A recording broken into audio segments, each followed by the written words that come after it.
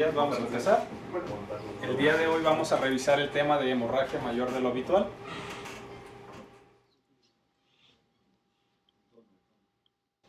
La hemorragia mayor de lo habitual es una complicación que se presenta generalmente entre las 12 y 24 horas posteriores al acto quirúrgico en los pacientes que son llevados a cirugía cardíaca. Y es conocido que es una complicación común que se suele presentar, dependiendo de la literatura que se revise, de entre un 3 y un 5, y hay algunos que lo reportan hasta incluso un 10% de los pacientes que son operados de cirugía cardíaca. Es conocida que es de carácter multifactorial y que además de esto es un factor independiente de mortalidad.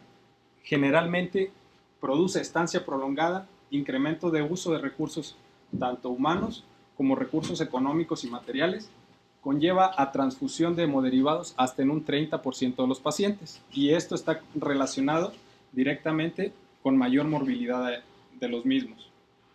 Es bien sabido que el preparar a un paciente y estudiarlo previo, tratar la anemia postoperatoria y transfundir al paciente mejora la mortalidad. De lo contrario, el paciente va a tener mayor factor predisponente a una hemorragia postquirúrgica y va a requerir mayores transfusiones.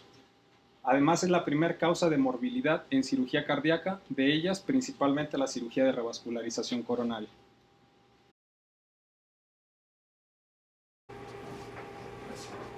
¿Cómo vamos a definir hemorragia mayor de lo habitual? Es definida como un sangrado a través de los drenajes mayor de 300 mililitros de sangre en la primera hora, mayor a 200 mililitros de sangre en la segunda hora, o una cantidad de más de 100 mililitros después de cada hora a partir de la tercera hora. Los factores de riesgo conocidos ya han sido estudiados y han sido publicados en diversas guías y en diversos artículos que se tienen tanto de revisión como aleatorizados que existen. Hay factores predisponentes tanto del paciente como factores relativos al procedimiento y factores que involucran propiamente al proceso. Estos los revisamos en una revista de anestesiología y además están publicados en las guías de un consenso que hay entre el grupo de anestesiólogos cardiovasculares y cirujanos de tórax, donde se conoce que los factores que generaron más peso en un estudio multivariado fueron edad avanzada de los pacientes a partir de 70 años, una anemia previa al acto quirúrgico, que sean mujeres, que sean de bajo peso o bajo índice de masa corporal, que el paciente haya estado expuesto o haya consumido tratamiento antitrombínico, de todos los que se muestran ahí, que el paciente sea conocido o bien tenga ya problemas o coagulopatías preoperatorias identificadas, coagulopatías relacionadas a las plaquetas o algún tipo de anormalidad previa, que el paciente sea llevado al acto quirúrgico y previamente haya tenido choque cardiogénico, que tenga falla cardíaca o que tenga una pobre función del ventrículo izquierdo. También es conocido que el paciente sea insuficiente renal, insulino dependiente, que tenga problema vascular periférico, problemas hepáticos, que tenga un tiempo prolongado en bomba, que el paciente requiera una reintervención o que la intervención a la que sea sometido el paciente sea compleja la cirugía, que requiera recuperador celular o que haya necesidad de abundantes transfusiones posteriores al mismo o abundante requerimiento de protrombina para revertir el uso de la heparina.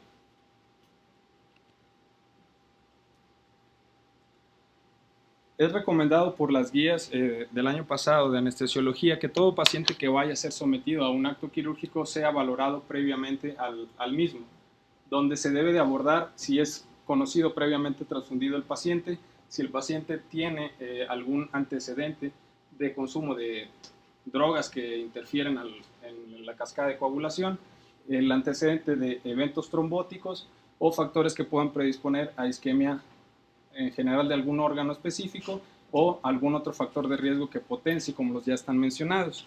Dentro de esto también sugieren que se ha demostrado, y le dan incluso un nivel de evidencia 1A, el que todos los pacientes que vayan a ser sometidos a cirugía previamente al acto quirúrgico, idealmente una semana antes, sean valorados por el servicio ya sea de anestesiología o el servicio de hematología. Los factores que más predisponen a hemorragia mayor a lo habitual y entran o consideran a los pacientes dentro de un grupo de alto riesgo, es una enfermedad hematológica conocida, que el procedimiento sea de urgencia, que el paciente dure en un tiempo de circulación extracorpórea mayor a 150 minutos, que el paciente sea sometido a hipotermia profunda por un tiempo prolongado, que requiera dispositivos de asistencia ventricular, que sea necesario continuar con antiagregantes hasta el acto quirúrgico y cirugías complejas, las cuales se definen como una cirugía de revascularización más un cambio valvular aórtico, una cirugía de aorta a cualquier nivel o bien una cirugía con doble cambio o más cambios valvulares. Este tipo de pacientes, si el servicio se cuenta, hay que ser valorados por un hematólogo para que dé las sugerencias del manejo del mismo. De hematología. Los factores que más predisponen a hemorragia mayor a lo habitual y entran o consideran a los pacientes dentro de un grupo de alto riesgo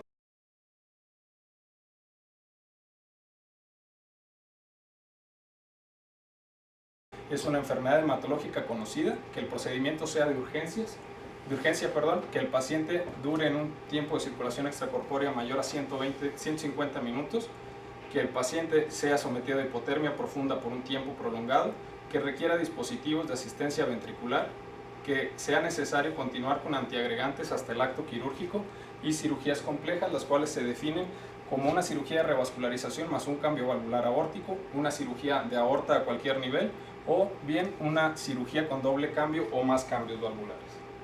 Este tipo de pacientes, si el servicio se cuenta, hay que ser valorados por un hematólogo para que dé las sugerencias del manejo. Por ende, el hecho de conectarla va a generar un proceso o desencadenar un proceso inflamatorio que va a generar hemodilución, tanto por el uso también de cristaloides, y el hecho de someter al paciente a bomba va a generar una disminución de plaquetas, va a aumentar el riesgo si el paciente dura más de 2.5 horas conectados, se liberan calicreína, bradicinina y factor 12 de la coagulación, va a inducir fibrinólisis, además coagulopatías por consumo y alteraciones propiamente de la función plaquetaria.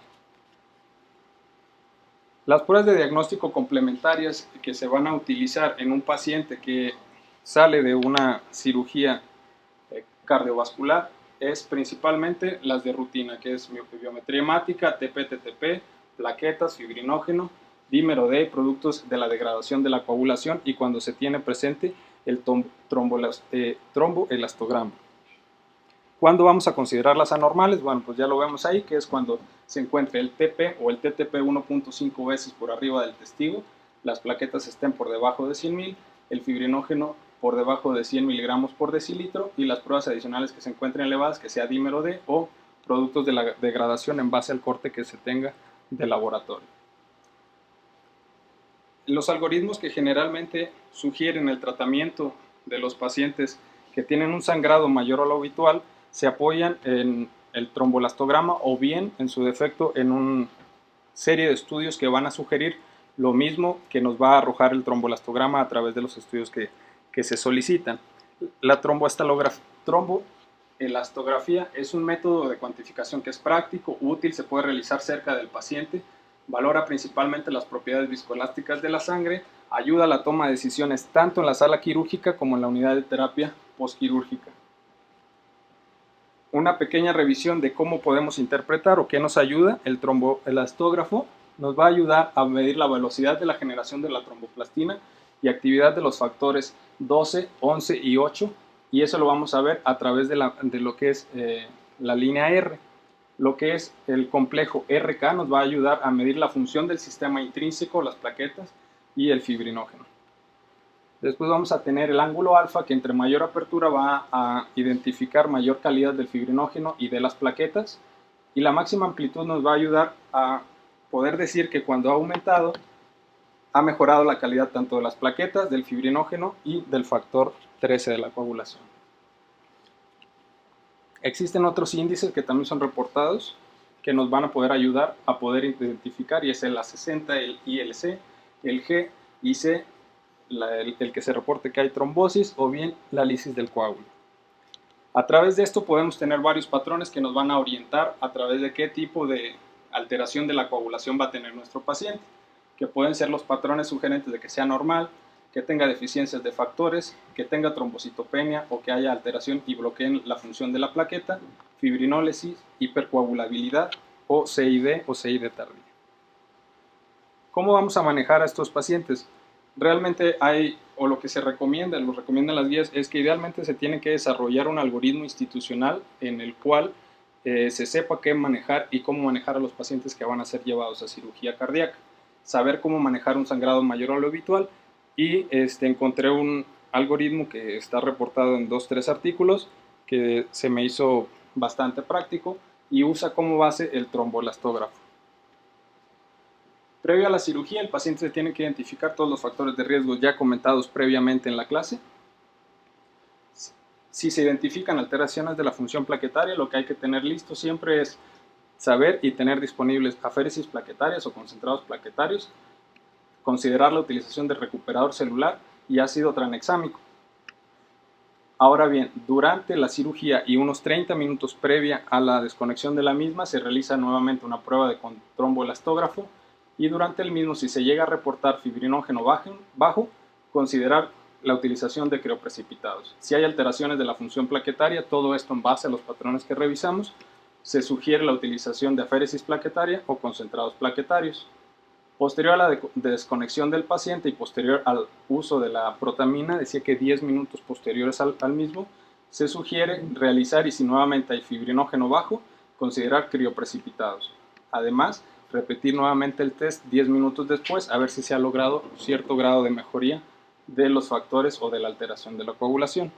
Si hay alteración de los factores de la coagulación, hay que considerar concentrado de complejo protrombínico o plasmas frescos congelados, nuevamente repetir el test 10 minutos posteriores al mismo. Si hay pobre contribución de las plaquetas o bien alteración en la función plaquetaria, considerar aféresis plaquetarias, concentrados plaquetarios o desmopresina. Repetir nuevamente el test y si se identifica hiperfibrinólisis, ácido tranexámico y lograr en todo momento, después de que el paciente es desconectado de la bomba, temperatura cerca de los 36 grados centígrados, un pH mayor a 7.20, evitar hipocalemia y evitar una hemoglobina debajo de 7. Si continúa el sangrado, pues es necesario considerar la reexploración del paciente.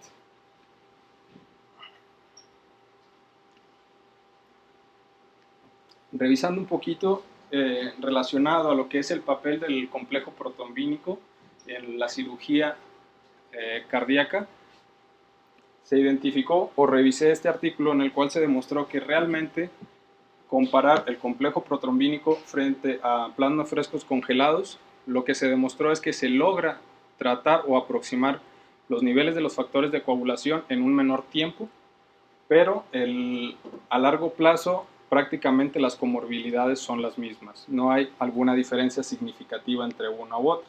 Lo que sí es que el paciente se va a lograr un control de la hemorragia en un tiempo más breve y va a ser necesaria menos transfusiones de sangre. Se consideró que la ventaja del complejo protrombínico pues es la disponibilidad, la rápida resolución y no exponer al paciente a tantas complicaciones como son las transfusiones de hemoderivados.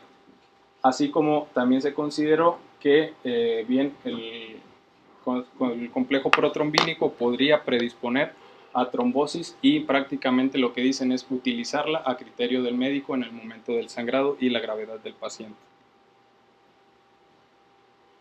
Otro artículo que se dedicó a revisar lo que es la seguridad y la eficacia del complejo protrombínico, lo que es un sangrado posterior a cirugía cardíaca, prácticamente lo que demostró es que se disminuyó la reexploración de los pacientes, se disminuyó la transfusión de sangre o la cantidad de los mismos y disminuyeron la estancia de los pacientes a nivel hospitalario. Relacionado a esto, el artículo que mencioné previo, se hizo una revisión posterior y se identificó que un grupo de pacientes que son en los que se utilizó prácticamente el complejo protrombínico pudieron desarrollar o se demostró que hay un mayor riesgo de desarrollar lesión renal aguda y de estos también un porcentaje bastante alto son necesarios que requieran tratamiento sustitutivo renal al menos de manera transitoria. Ellos consideran que pudiera ser posiblemente a que al utilizar el complejo protrombínico nos limitamos al utilizar el plasma fresco congelado que tiene o que favorece el tener un mayor volumen intravascular y disminuye, o mejor dicho, el plasma fresco congelado aumenta el volumen y favorece la mayor perfusión renal. Entonces, al disminuir esto, pudiera favorecer el hecho de tener o desarrollar lesión renal aguda. Hablando del grupo de pacientes que son necesarios a reexploración, son principalmente dos pacientes. En aquellos pacientes en los que se demuestra tamponaje cardíaco o que la hemorragia es excesiva, la cual vamos a definir como un sangrado mayor a 500 mililitros a través de los drenajes en la primera hora, mayor a 400 en la segunda, mayor a 300 en la tercera o mayor a 200 a partir de la cuarta hora. Lo ideal en estos pacientes es en el momento que se identifica tratar de corregir las anormalidades de la coagulación, como ya lo comentamos. La desventaja es que tiene una mortalidad, según la literatura europea y americana, 5 veces mayor a la esperada y tienen mayor comorbilidades, mayor síndrome de bajo gasto, intubación más prolongada, mayor riesgo de sepsis y una estancia más prolongada de los pacientes. Eso se demostró. Este es un estudio retrospectivo que se realizó en 2001 de 2.263 pacientes en un centro de New Jersey que fueron sometidos a cirugía cardíaca. De ellos, 3.6 requirieron reexploración, 66 de ellos 66 tuvieron sangrado quirúrgico y 34% del 3.6 fue asociado a coagulopatía. El principal sitio, cabe mencionar, estos fueron pacientes de cirugía revascularización. El principal sitio fue en el sitio de los puentes, posteriormente en un porcentaje más bajo en la pared del tórax, en los sitios de anastomosis, en el sitio de canulación o bien en algún sitio de adhesión a nivel, a nivel pulmonar. El tiempo de recuperación, sé que no se ve bien, pero la calidad de las imágenes así era, bajé 3 veces el artículo. La sobrevida es mayor en los pacientes que tenían un sangrado principalmente relacionado a algo médico que algún trastorno de la coagulación. De algún sangrado quirúrgico que alguno relacionado a algún trastorno de la coagulación. Pues sería todo, no sé si hay alguna... ¿Puedes regresar tu diapositiva a la clasificación de sangrado? Sí.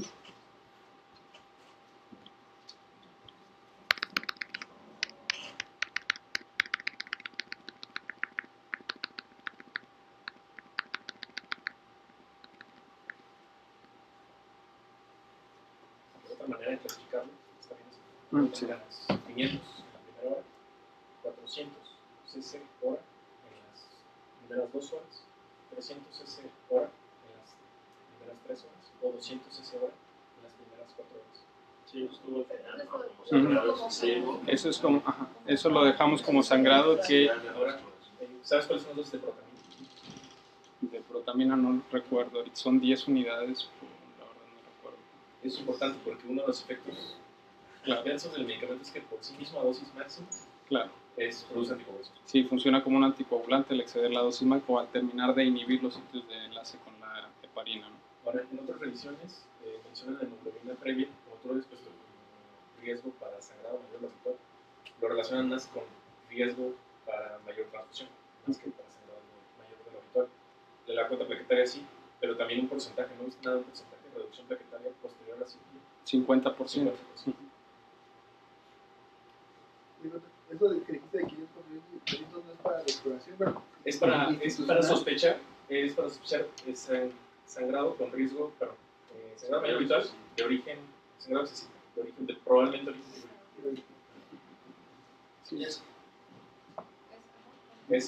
Sí, son las indicaciones directamente si un paciente presenta eso, directamente va a exploración y en el inter tratar de abordarlo con el algoritmo que comentamos. No es indicativo de exploración, ¿no? Pero sí. lo que pasa es que tener un criterio para explorar un paciente es muy relativo. Esto podría ser un paciente en una primera cirugía sin factores de riesgo, pero ¿qué pasa con pacientes con una tercera cirugía, con hepatopatía, en donde tú sabes que va a haber una alteración de la coagulación per se que va a sangrar? Y entonces tú dices, bueno, en estos casos hay que compensar y hay que tolerar un poquito más. Estos criterios son correctos y hasta dónde empezar a pensar llevar a un paciente a reexploración En el momento que uno crea que el sangrado por sí mismo lo va a someter a otros riesgos de politransfusión, de falla renal, de lesión pulmonar relacionada a transfusiones, etc. Entonces, sí hay que considerar estos niveles como criterios de reexploración, pero hay que considerar cada escenario de manera independiente y individual. ¿Terapia dirigida por PCA? Sí, yo creo que, a ver, hubo una observación muy importante que se hizo respecto a que cada centro debe tener un protocolo. Cada centro, dependiendo de su patología y las condiciones de sus pacientes, deben tener una terapéutica guiada. Aquí en general tenemos dos etapas. Una primera terapéutica guiada por tromboelastografía, porque es lo más expedito, lo que más te puede guiar racionalmente el uso de hemoderivados. Y después viene la etapa de guiada por laboratorios, en donde, bueno, el poder de análisis de un laboratorio convencional no es, o sea, evidentemente es mayor que la tromboelastografía, pero la tromboelastografía se obtiene en los primeros 8 o 15 minutos. Actualmente hay un software acelerado que en 3 minutos te da toda la tromboelastografía. Entonces en 3 minutos puedes abordar casi todas las fases de la coagulación. Se ha utilizado en muchos escenarios, trasplante hepático, politrauma, y ha funcionado. Entonces, claro, los hematólogos van a decir no es mejor que los laboratorios convencionales. Lo es en la medida en que lo tienes de manera rápida y puedes racionalmente guiar tu politransfusión. Se ha demostrado que reduce eso, reduce Sí. la transfusión. Así es. Los niveles, los rangos normales de PCA, ¿lo sabes? De 80 a 120 y algunos días Ideal 140, es o salir de bomba debajo de 140. Hay que, Claro, tu idea terapéutica es asignación. hay que revisar siempre, cuando estamos viendo un paciente con sangrado, la dosis de protamina, el TSA de salida y las condiciones del paciente en ese momento. Hay mucho más sangrado relacionado a hipotermia de lo que se cree. Por ejemplo, los efectos de la bomba son efectos cualitativos y cuantitativos plaquetarios, por lo cual en pacientes con factores de riesgo, que todo tienes normal, piensa en disfunción plaquetaria. Si es nefrópata o tiene efectos de antiagregación, pensar en terapéuticas guiadas concretas, ¿no? Desmofecina pensando concretamente. Pero sí hay que considerar que la acidosis, la hipotermia, la hipoxemia incluso favorece el sangrado. Y que son cosas muy simples, nada más que hay que pensarlo de manera automática.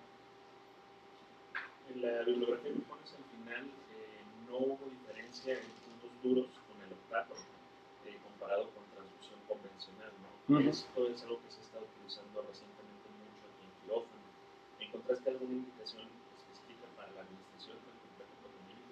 No encontré como tal prácticamente lo que encontré era donde comparaban uno con otro y no encontré una diferencia. Principalmente es que simple y sencillamente el que se somete a plasma fresco es que el paciente requiere más transfusión porque tarda más tiempo debido a que al llegar más tiempo a los niveles sangra más el paciente.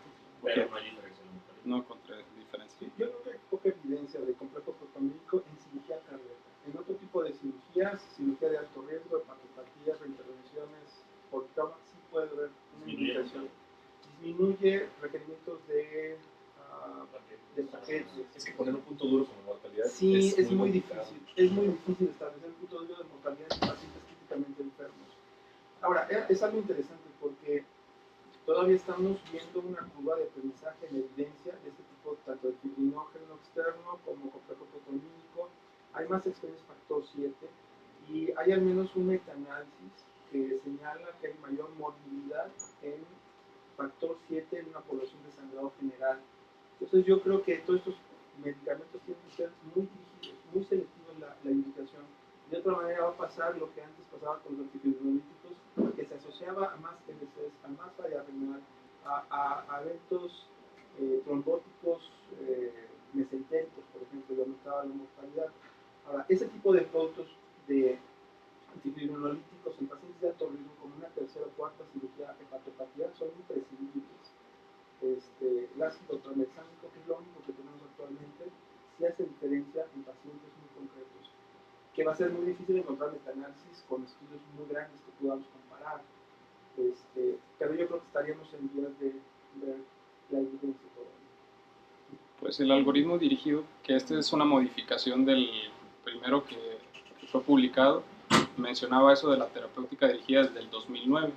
O no sé si sea ya desde años previos el uso de usar con mayor conciencia el ácido tranexámico. Por los efectos adversos, ¿no? Sí, relacionados directamente con los efectos adversos procoagulantes, por trombosis que comentó el doctor. No sé si lo mencionaste, porque yo no lo sé realmente. ¿Viste algo de hemodilución que fuera un factor agregado para tener... Sí, es un factor agregado. No encontré un artículo que mencionara el impacto estadístico que tuviera comparado con algún otro, pero dentro de lo que la guía hizo, un análisis multivariado de cerca de 20 estudios, se encontró que el hecho de usar de manera excesiva o irracional soluciones cristaloides y hemodiluir la sangre predispone a eso, a hemodiluir ¿cómo se llaman? Los factores de la coagulación y predispone. No.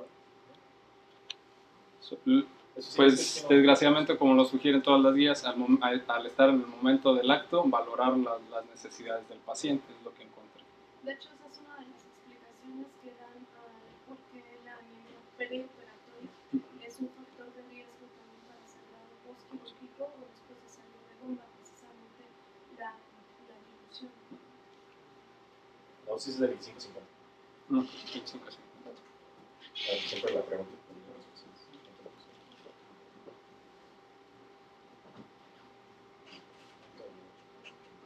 Había grupos incluso que sugerían, más allá de tener valores como generales para hacer una mayor libertad, que se hiciera ajustada la superficie corporal, porque había, o sea, estos valores pueden ser muy diferentes en población caucásica que como nosotros, en Latinoamérica.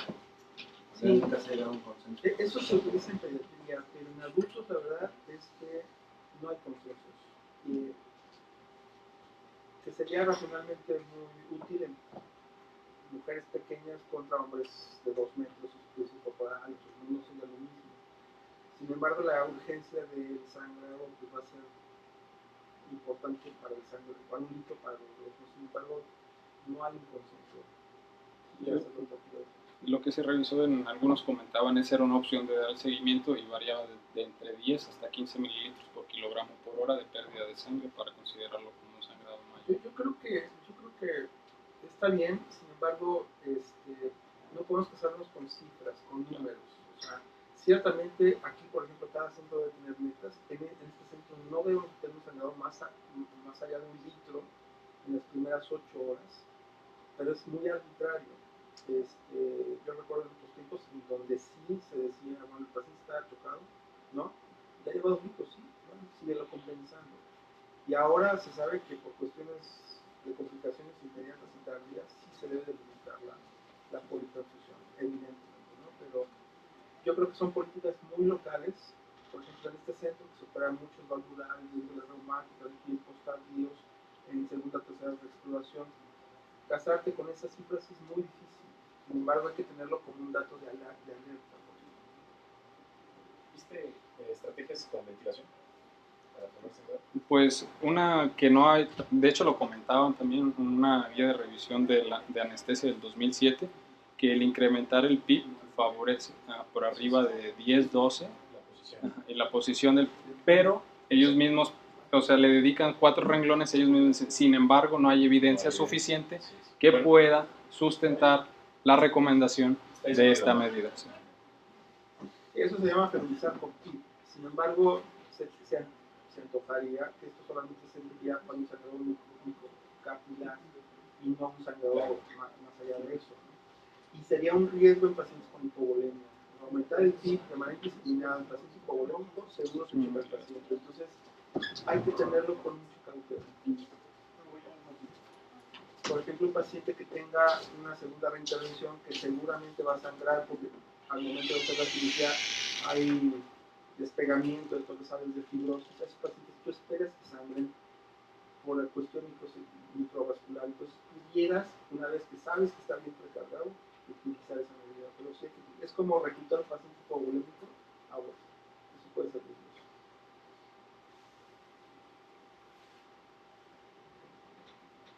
Si no hay algún otro comentario, muchas gracias.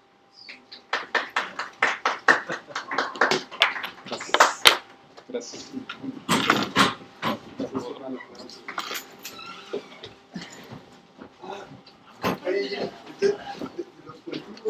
Los factores que más predisponen a hemorragia mayor a lo habitual y entran o consideran a los pacientes dentro de un grupo de alto riesgo es una enfermedad hematológica conocida, que el procedimiento sea de urgencia, que el paciente dure en un tiempo de circulación extracorpórea mayor a 150 minutos, que el paciente sea sometido a hipotermia profunda por un tiempo prolongado, que requiera dispositivos de asistencia ventricular, que sea necesario continuar con antiagregantes hasta el acto quirúrgico y cirugías complejas, las cuales se definen como una cirugía de revascularización más un cambio valvular aórtico, una cirugía de aorta a cualquier nivel o bien una cirugía con doble cambio o más cambios valvulares.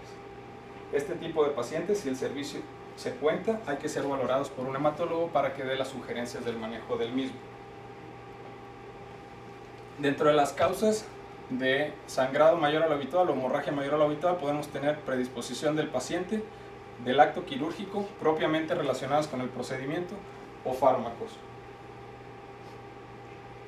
Es bien sabido que todo paciente que vaya a ser expuesto o vaya a ser necesario conectarlo a una circulación extracorpórea, por ende el hecho de conectarla va a generar un proceso o desencadenar un proceso inflamatorio que va a generar hemodilución, tanto por el uso también de cristaloides, y el hecho de someter al paciente a bomba va a generar una disminución de plaquetas, va a aumentar el riesgo si el paciente dura más de 2.5 horas conectados, se liberan calicreína, bradicinina y factor 12 de la coagulación, va a inducir fibrinólisis, además coagulopatías por consumo y alteraciones propiamente de la función plaquetaria.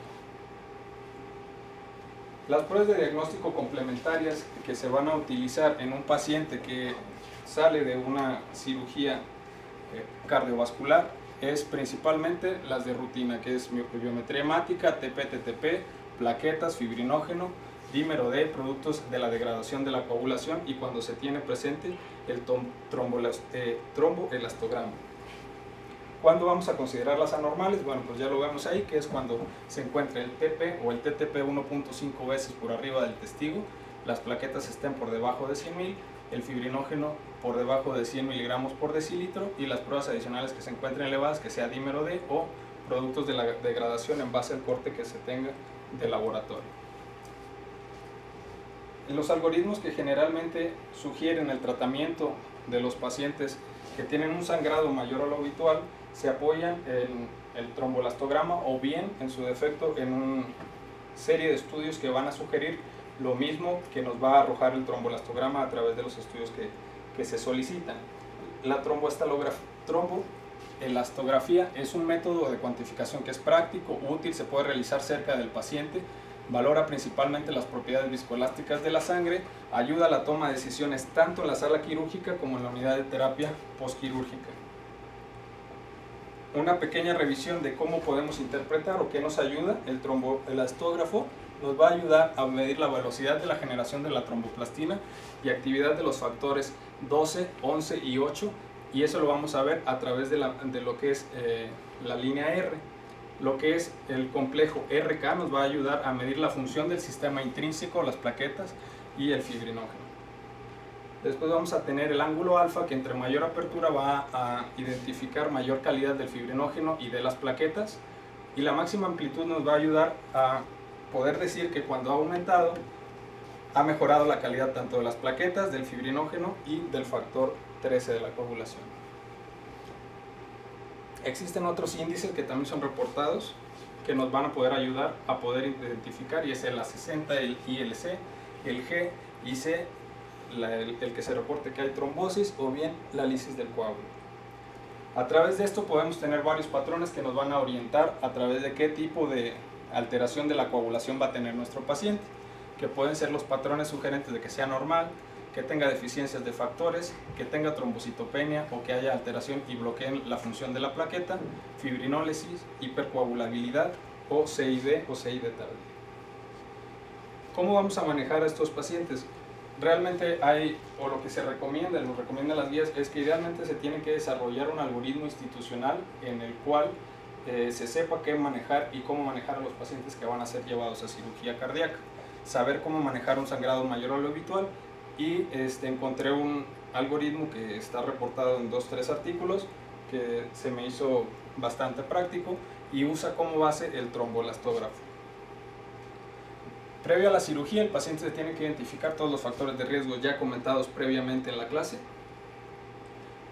Si se identifican alteraciones de la función plaquetaria, lo que hay que tener